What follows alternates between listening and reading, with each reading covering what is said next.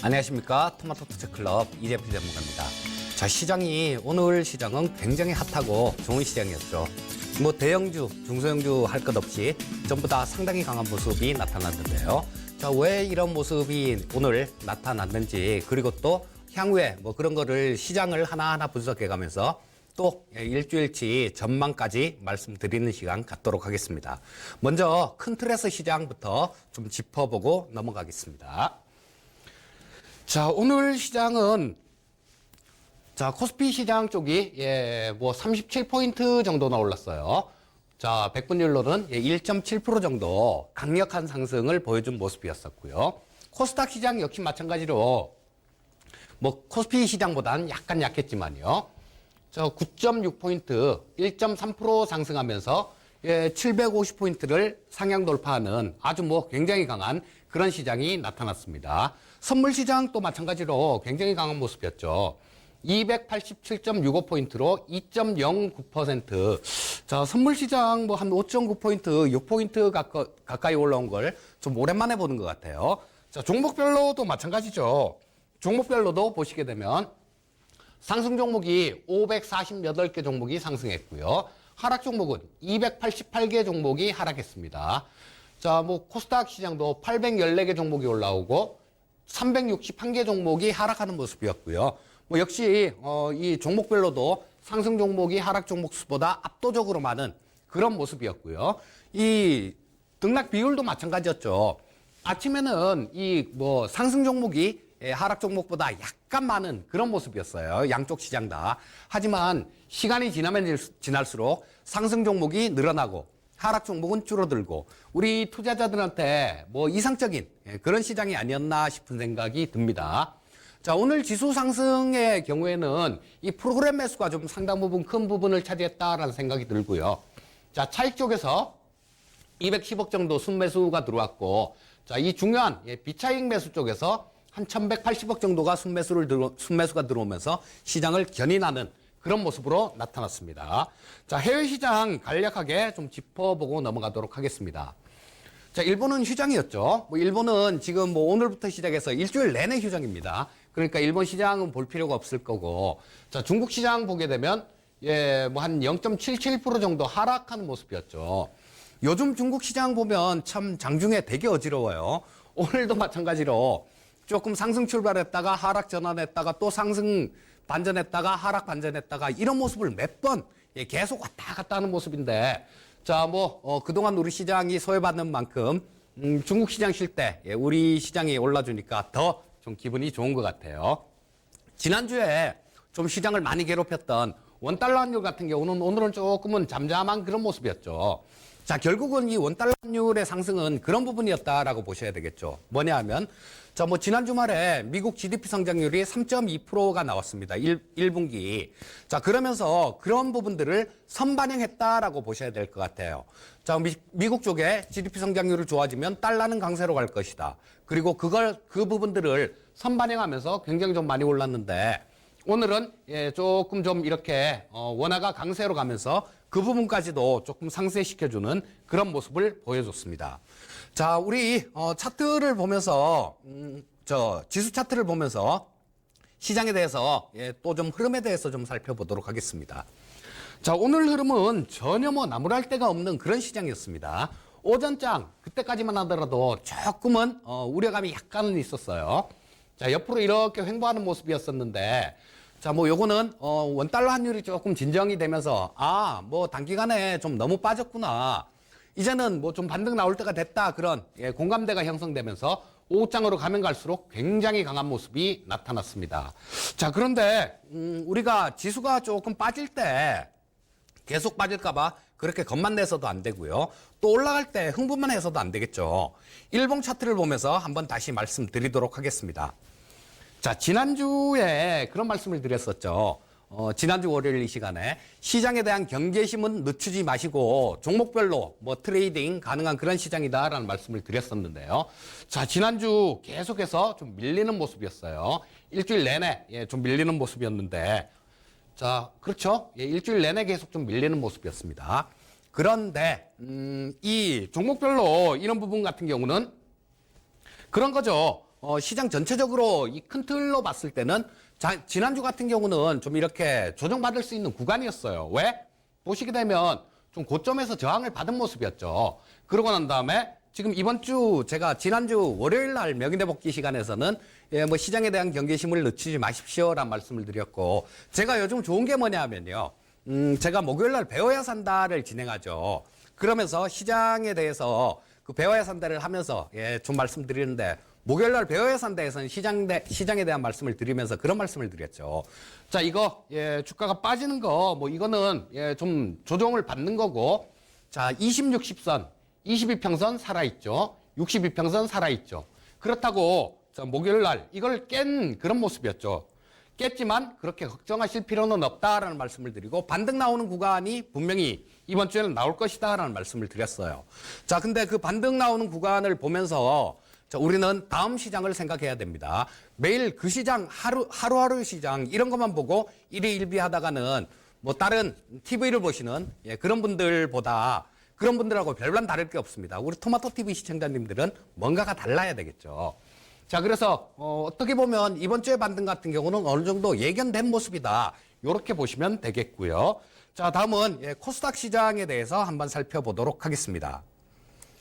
자, 코스닥 시장 10분봉인데요. 코스피 시장하고 별반 좀 차이가 없었어요. 자, 출발은 코스닥 시장이 먼저 좀 출발했는데 조금 먼저 좀 출발했는데 오후장 들어서는 돈이 아까 저 프로그램 매수 쪽을 좀 살펴봤었죠. 돈이 코스피 시장 프로그램 쪽으로 몰리다 보니까 지수 관련 대형주들, 삼성전자, SK하이닉스 이런 쪽으로 몰리다 보니까 코스닥 시장의 탄력은 조금 약해져서 옆으로 이렇게 횡보하는 모습이 나왔습니다. 뭐 하지만 코스피 시장이 이렇게 계속 올라가니까 코스닥 시장도 마찬가지 750포인트를 상향 돌파한 채 마감이 됐고요. 자, 이 코스닥 시장 같은 경우는 뭐 근본적으로는 거래소 시장, 코스피 시장에 연동되는 시장이다. 이렇게 보시면 되겠습니다. 자, 일봉 보면서 코스닥 시장도 말씀을 좀 드릴게요. 자, 이 코스피 시장도 마찬가지 모습입니다. 자, 지금 반등은 저 22평선 살아있죠. 62평선 파란선 살아있죠. 주가는 이걸 깼습니다. 그러니까 당연히 반등은 좀 나오는 거고, 반등 나오는 구간을 잘 살펴봐야 된다라고 말씀드렸는데, 아까 코스피 시장 차트를 봐도 똑같은 모습이에요. 지금은 60선까지 깼다가 반등 나오는 구간이고, 그런데 약간 좀 아쉬운 점이 있습니다. 약간 좀 아쉬운 점이 뭐냐면, 자, 이거 거래대금이죠. 거래대금 규모가 이 하락했을 때 거래대금을 지금 오늘 양선을 뿜으면서 거래대금이 이걸 넘지를 못했어요. 자, 그렇다면 오늘 상승 같은 경우는 이 단기 낙폭 과대에 따른 매물이 없어서 이게 좀 반등이 강하게 탄력이 나왔지, 매수세가 강해서 강한 탄력을 보였다라고 보기는 어렵습니다. 자, 이 부분은 수급 상황을 좀 보면서 또 말씀을 좀 드리도록 하겠습니다. 요거는 수급 상황이죠. 외국인들 뭐 지난 금요일 날 장 그렇게 좀 빠지는 과정에서 한 347억 정도를 매수했고요. 오늘도 마찬가지 36억 정도를 매수했습니다. 그런데 제가 이 장중 수급을 좀 눈여겨서 잘 보십사 하고 말씀을 드리죠. 장 초반에 그때 반등 시도할 때 그때 모습은 어땠을까요? 처음에는 이 외국인들이 살짝 좀 순매수 출발을 했다가 한 200억 정도, 200억 정도 순매수 정도까지 갔었어요. 그랬다가 또다시 순매수 폭이 좀 줄었습니다. 줄어들면서 시장은 조금 소강 상태로 접어들었다가 오후장 들어서는 이 조금 매수가 특히 선물 시장 쪽에서, 뭐 선물 시장은 조금 이따 보면서 말씀드릴 거고요. 선물 시장 쪽에서 매수가 강하게 들어오면서 급등하는 모습이었죠. 하지만 조금 안타까운 게 그런 모습이에요. 자, 오후장 들어서 지수가 급등을 하게 되니까 이 외국인들 같은 경우는 더 이상 이 주식을 매수를 하지 않고 오히려 좀 차익 실현에 나서는 모습이라서 현재 뭐 36억 정도 순매수로 잡혔습니다만 장중에 뭐 오후장 시작할 때 그때보다는 뭐 한 600억 정도 순매도를 한 상황입니다. 자, 급등하는 구간이 나오니까 이들은 챙겼다라는 얘기죠. 뭐 다른 주체들 현물주 시장 쪽에서는 조금 볼 필요는 없을 거고요. 자, 그 다음에 코스닥 시장 한번 살펴보도록 하겠습니다. 코스닥 시장 같은 경우는 자, 쌍끌이로 기관하고 외국인들 쌍끌이로 순매수가 들어왔죠. 외국인들이 한 406억 정도 매수하고 기관이 399억 정도를 순매수하는 모습이었습니다. 자, 뭐 이런 쪽들 이 코스피 코스닥 시장이 오늘 조금 외국인들하고 기관들 수급이 좋은 거는 그만큼 코스피 시장보다는 많이 빠졌기 때문에 거기에 따른 좀 반등 탄력도 좀 더 나올 것이다라는 또 단기적으로 보면 조금 싸다라는 그런 느낌을 받았을 겁니다. 기관 외국인들 순매수를 했고요. 개인들만 코스닥 시장에서 순매도하는 모습이었습니다. 자, 선물시장 좀 살펴보도록 하겠습니다. 자, 선물시장 수급은 외국인들이 한 4,200억 정도 순매수했죠. 요게 계약으로 따지면 한 5,900계약 정도 됩니다. 5,900계약 정도 되는데, 장중에 이것도 마찬가지였어요. 한 7,500계약 정도 순매수가 장중에는 7,500계약 정도 됐었는데, 종가 무렵에 들면서 시장이 급등하니까 차익 실현 물량들이 나온 겁니다. 종가 무렵 들어서는 조금 매도를 하면서 차익 실현을 하면서 외국인들 순매수는 좀 줄었고요. 자, 지금 제가 최근 들어서 그런 말씀을 좀 많이 드리고 있죠. 외국인들 선물 시장에 대해서 그렇게 크게 많이 신경 쓰실 필요는 없다라는 말씀을 드리고 있습니다. 이들은 트레이딩이에요, 지금. 트레이딩 관점으로.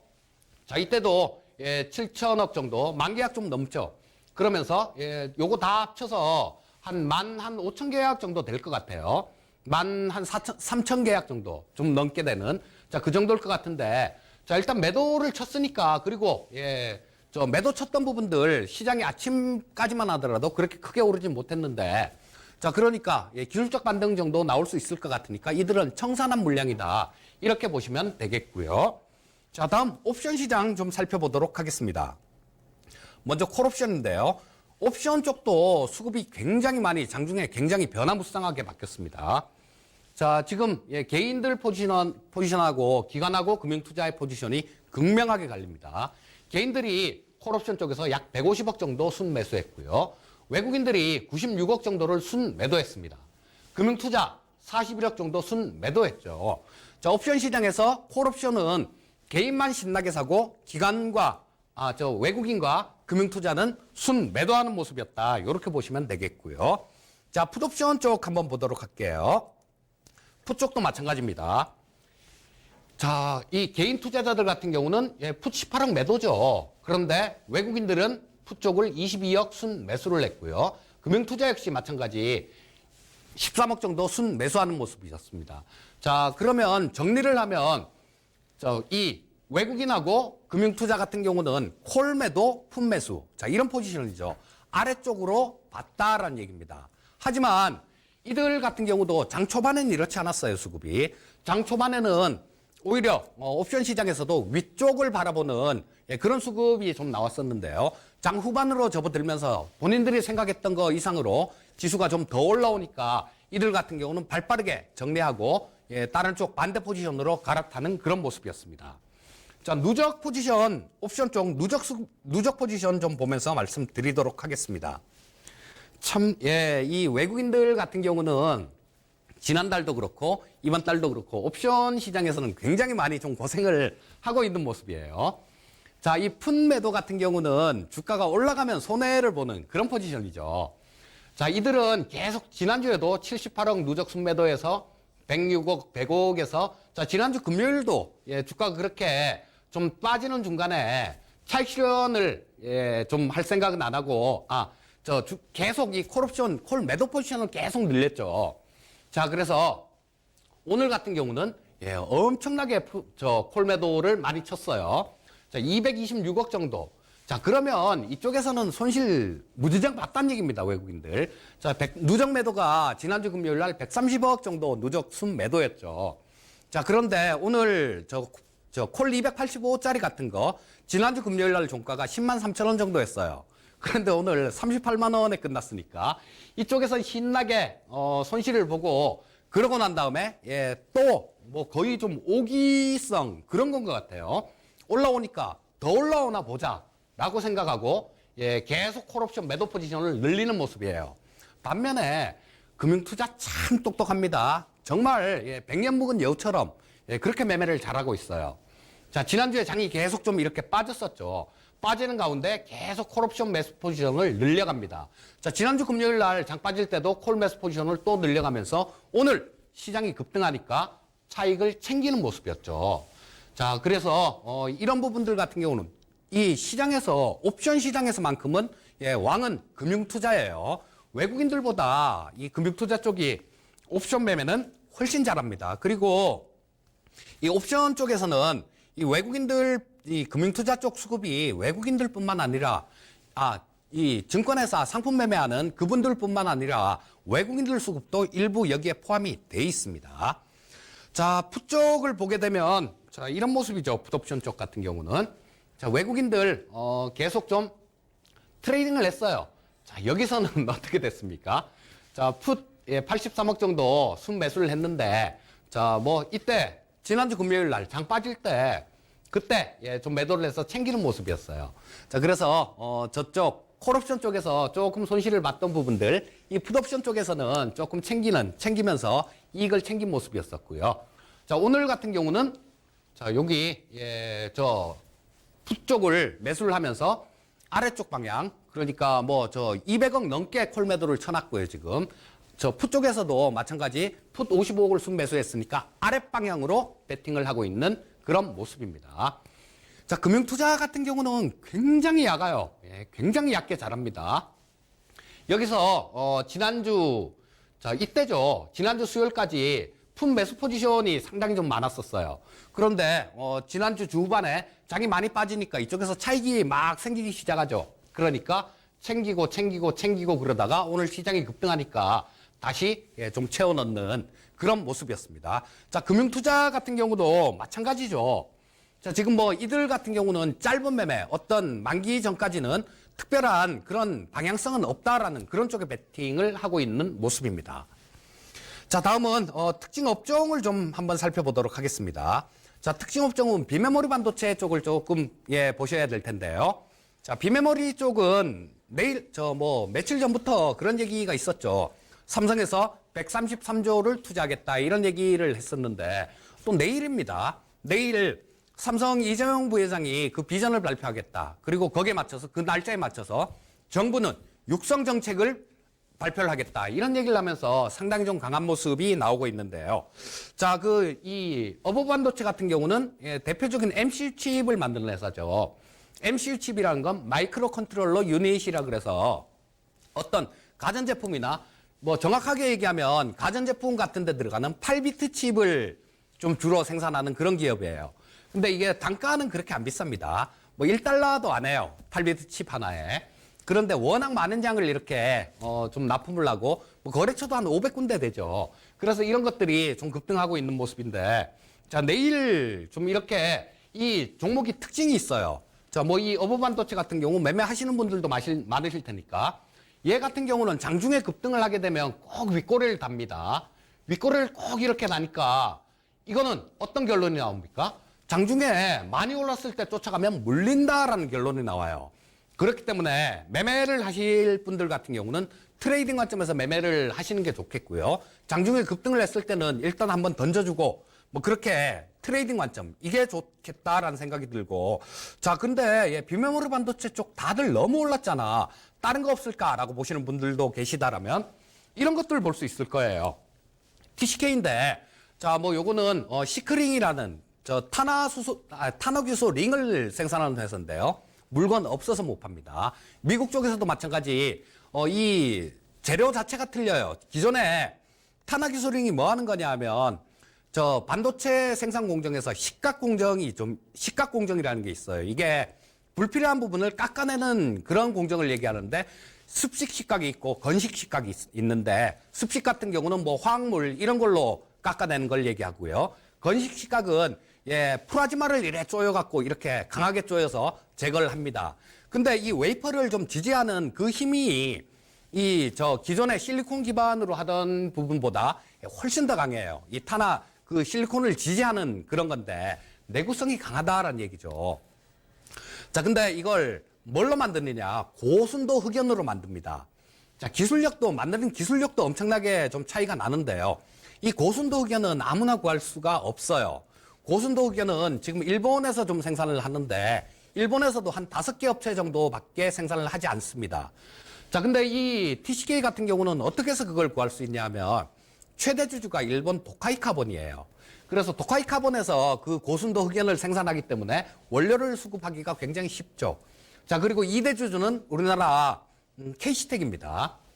그래서 뭐 ROE가 30%씩 이렇게 나오고 2017년도에 제가 이거 ROE 30% 나오고 이런 얘기를 똑같이 좀 말씀드렸는데요. 그때보다는 주가가 한 2배 정도 올랐죠.